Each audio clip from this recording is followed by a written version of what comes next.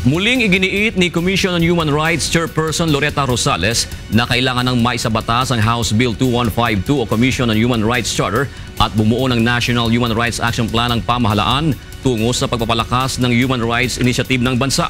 Ito ang balita ni Jerry Alcantara.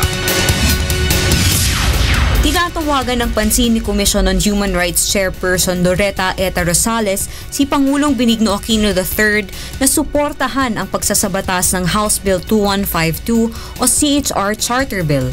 Layo nitong palakasin ng mas epektibong pagtataguyod ng karapatang pantao ng bawat Pilipino.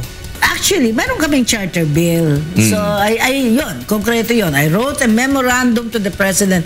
Please, Mr. President, please pay attention to this charter bill because it has to be passed into law. If you want to give more teeth to the CHR, if you want to make the CHR effective, you know. Paliwanag ni Chairman Rosales, sa ilalim ng panukala mabibigyan ng fiscal autonomy ang ahensya na mahalaga tungo sa pagpapataas ng kakayanan ng CHR na makakalap ng pondo at magpasya kung paano ito gagamitin.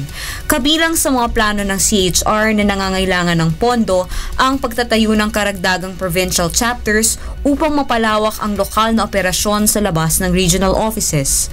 Ayon kay Rosales, sa pamamagitan nito magiging mas epektibo ang pag-iimbestiga sa mga kaso ng paglabag sa karapatang pantao.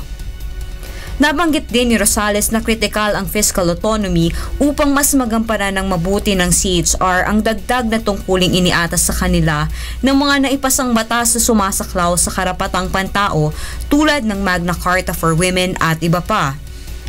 Nagsumit din na ng 3-page memorandum si Rosales kay Pangulong Aquino upang bigyan nito ng prioridad ang CHR Charter Bill. Bukod sa CHR Charter Bill, kasalukuyang binubuo ang National Human Rights Action Plan sa pangunguna ng CHR. Dinedetalye ng plano ang mga responsibilidad ng bawat ahensya ng gobyerno, civil society, maging ng ibang sektor sa pagtataguyod ng karapatang pantao. It's important because it provides a framework, a human rights framework that puts together the different agencies of government who know exactly their particular role with respect to human rights. Jerry Alcantara, UNTV News Worldwide.